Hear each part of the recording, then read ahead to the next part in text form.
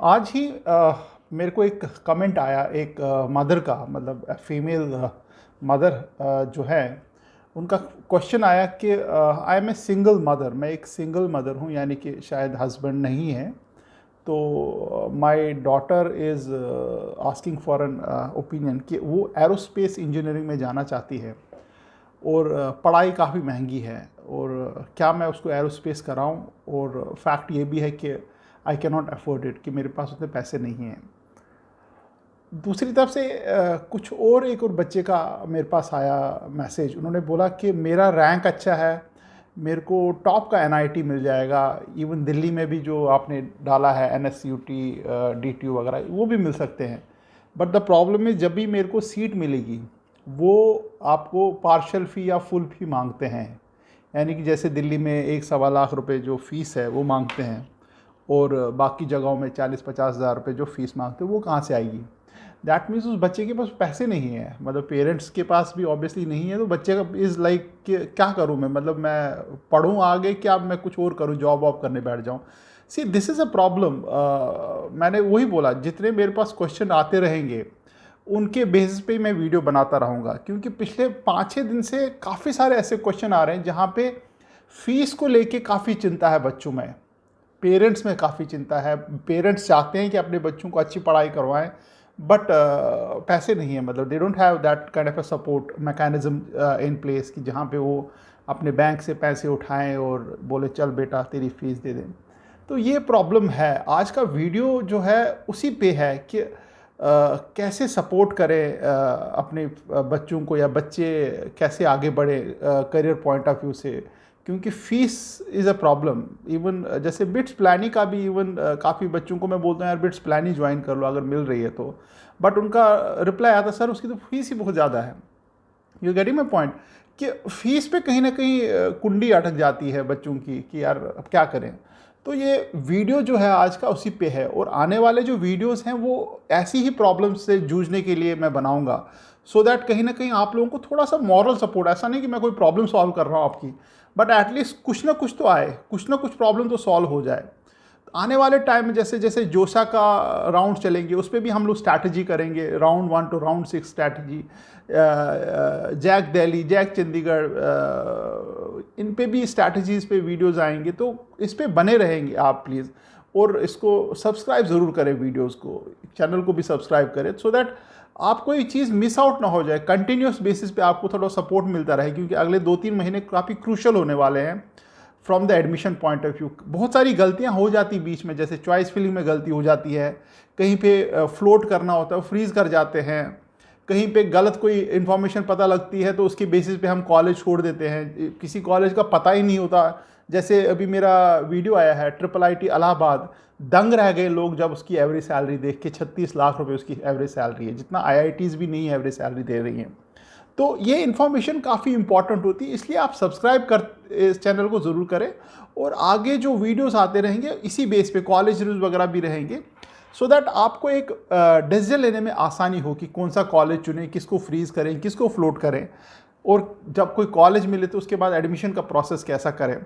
तो आज का वीडियो बेसिकली उस पे है, जिन बच्चों के पास फ़ीस की तंगी है या फ़ीस है नहीं उनके पास देने के लिए, तो उनके लिए क्या करें, क्या कहाँ से वो पैसे लाएं।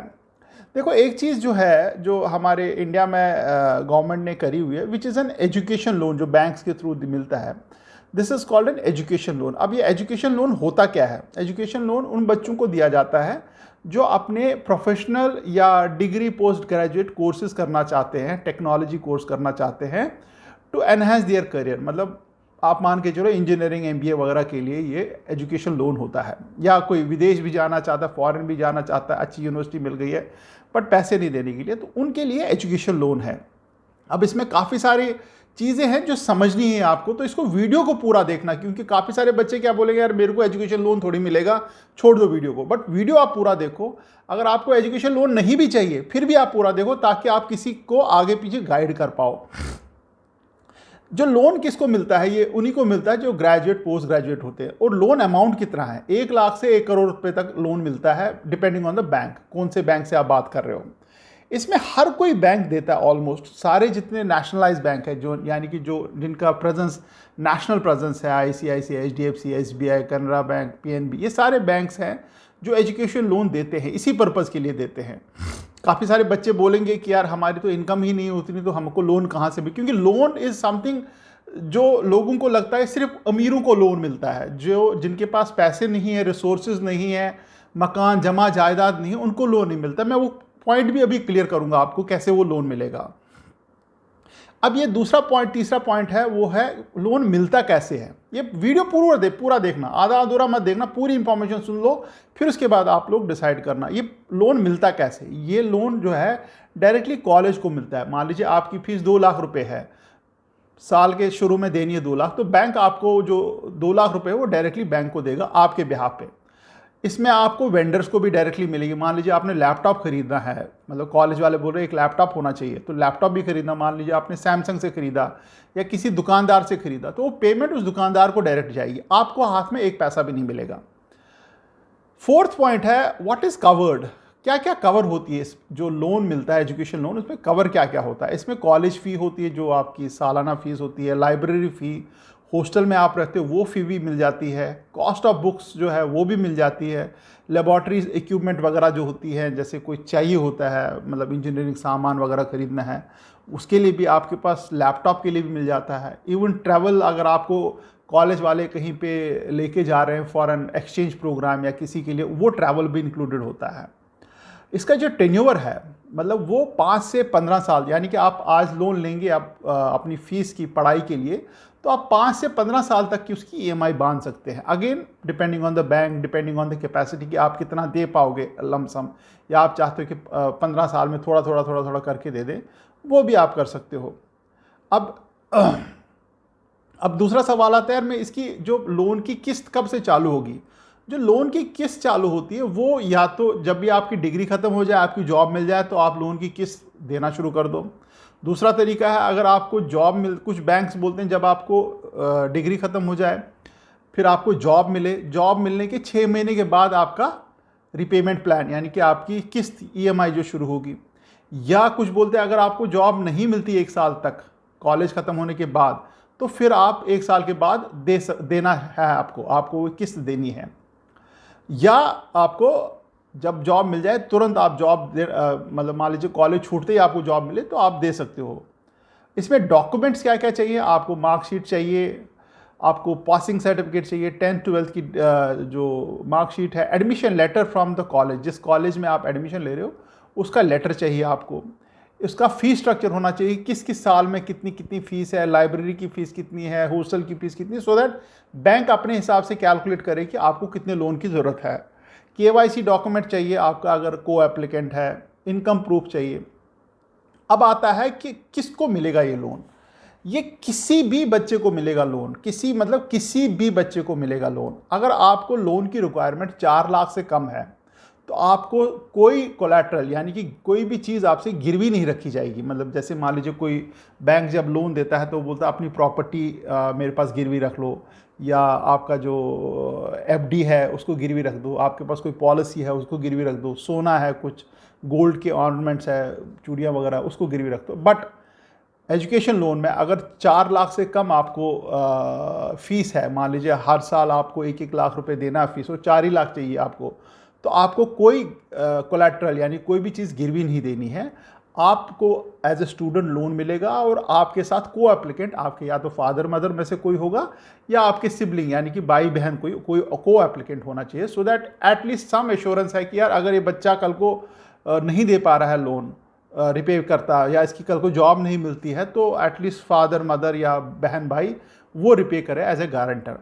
अगर आप 4 लाख से 7.5 लाख रुपए तक का अगर आप लोन ले रहे हो, अगर मान लीजिए फ़ीस थोड़ी ज़्यादा है, 1.5 लाख रुपए 2 लाख रुपए पर साल की है, फ़ीस ज़्यादा हो जाए, 4 से 7.5 लाख रुपए तक का लोन ले रहे हो आप, अगर वो है, तब आपको एक को एप्लीकेंट के साथ एक गारंटर भी चाहिए होगा। यानी कि आपका नाम होगा, आपके पेरेंट, मदर फादर या ब्रदर सिस्टर का एक को एप्लीकेंट हो गया, और उसके साथ एक गारंटर भी होगा जिसको आप जानते हो या जो आपके रिश्ते में है या आपके जान पहचान है, वो एक एश्योरेंस या गारंटर के रूप में आएगा। वो बोलेगा यार मैं अगर ये पैसे नहीं दे पाते हैं तो I will pay that money.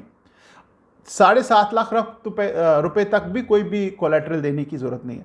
हाँ, 7.5 लाख के ज़्यादा आपको चाहिए तब आपको कोलेट्रल देना है, यानी कि कोई ज़मीन के कागजात, घर के कागजात, या कुछ एफडी है या पॉलिसी है, कोई बॉन्ड है, कुछ शेयर सर्टिफिकेट्स है, म्यूचुअल फंड्स है, तो वो आप उसको एज ए गारंटी रख सकते हो। तो इसलिए जो मन में संदेह है बच्चों के या पेरेंट्स की कि यार हमको लोन नहीं मिलेगा, आप अगर बिल्कुल ही कुछ भी नहीं आपके पास देने के लिए, फिर भी आपको लोन मिलेगा। और बैंक्स ये इंश्योर करेंगी जब बच्चा 4 साल या 5 साल या 3 साल बाद अपना कोर्स कंप्लीट करे, प्रोग्राम कंप्लीट करे, उसके बाद उसकी रिपेमेंट शुरू हो जाती है। अब नेक्स्ट पॉइंट है इंटरेस्ट रेट क्या होता है, कितना इंटरेस्ट चार्ज करते हैं। ये 8 से 10% का इंटरेस्ट, काफ़ी लो होता है इसका इंटरेस्ट रेट, 8 से 10% depending on bank to bank. कोई बैंक थोड़ा ज़्यादा लेता है, कोई बैंक थोड़ा कम लेता है। वो थोड़ा सा आपके जो लोकल बैंक है वहाँ से आपको देखना पड़ेगा क्या इंटरेस्ट लोन लेते हैं। There is another called interest subsidy scheme है, एक स्कीम भी आती है इसमें जिसको बोलते हैं इंटरेस्ट सब्सिडी स्कीम। जो इकोनॉमिकली वीकर सेक्शन है उनको पहले, जब तक उनको जो 4 साल या 5 साल का जो डिग्री है या 2 साल का डिग्री है, तब तक का इंटरेस्ट उनको माफ़ हो जाता है, वो इंटरेस्ट देना नहीं है उनको। तो उसके बाद का जो इंटरेस्ट है वो देना है अगर आप उस स्कीम में आते हो। इंटरेस्ट सब्सिडी स्कीम, उसको याद रख लीजिएगा, पूछ लेना एक बार इंटरेस्ट सब्सिडी स्कीम के लिए आप एलिजिबल हो कि नहीं हो। अगर नहीं भी हो फिर भी आपको 4 साल या 5 साल बाद ही वो रिपेमेंट करना है। अगर हो तो आपको इंटरेस्ट कंपोनेंट उस टाइम के लिए माफ़ है। इसमें आप 2 चीज़ें कर सकते हो। मान लीजिए आपका जोसा का या जैक दिल्ली या कॉलेज जो भी है अभी अलॉट नहीं हुआ है, अभी जोसा के राउंड चलेंगे। अगले 5-6 दिन आप क्या कर सकते हो, आप बैंक जाके उनसे समझ सकते हो क्या क्या डॉक्यूमेंट चाहिए। आप डॉक्यूमेंटेशन कंप्लीट करा लो, लोन अप्रूवल करा लो, यानी कि आपका लोन रेडी है, तैयार है। उनको सिर्फ एक डॉक्यूमेंट की कमी होगी, वो है आपका एडमिशन लेटर या आपको कॉलेज अलॉटमेंट लेटर। वो तब मिलेगा जो ही आपको राउंड 1, राउंड 2, राउंड 3 में किसी भी राउंड में वो मिलेगा। तो आप एक अलॉटमेंट लेटर या एडमिशन लेटर डाउनलोड करोगे, वो लेटर आप बैंक को दोगे और बैंक आपको इमीडिएटली वो पैसा रिइंबर्स करेगा उस अकाउंट में जो जोसा या जैक दिल्ली वगैरह में कहीं पे लिखा होगा कि इस अकाउंट में उनको फीस चाहिए, पार्शियल फी या फुल फी या जो भी फी है। तो वो पैसा डायरेक्टली बैंक से उस अकाउंट में जाएगा, तो उसमें टेंशन नहीं है। बट वो काम पहले आप कर लेना। वो मतलब ये नहीं कि जिस दिन कॉलेज मिला उसके बाद आप बैंक जाओगे, क्योंकि आपके पास विंडो नहीं है, उतना टाइम मिलेगा नहीं आपको जो फ़ी है रिपे करने के लिए। इसलिए आप ये काम पहले कर लो, निपटा लो, बैंक वालों से बात करके देख लो। अब इसमें 2 तरीके, या तो आप किसी ब्रांच पे डायरेक्टली चले जाएं, तो वहाँ पे आप उनसे पूछ सकते हो कि क्या क्या रिक्वायरमेंट है। वो आपको कुछ डॉक्यूमेंट की लिस्ट देंगे, आप डॉक्यूमेंट दे दीजिए, देन दे विल वेरीफाई या जो KYC वगैरह करेंगे, then they will tell you कि आपको लोन मिल रहा है, कितना मिल रहा है, क्या इंटरेस्ट रेट है, कब से मिलेगा, क्या मिलेगा। वो एक कार्रवाई।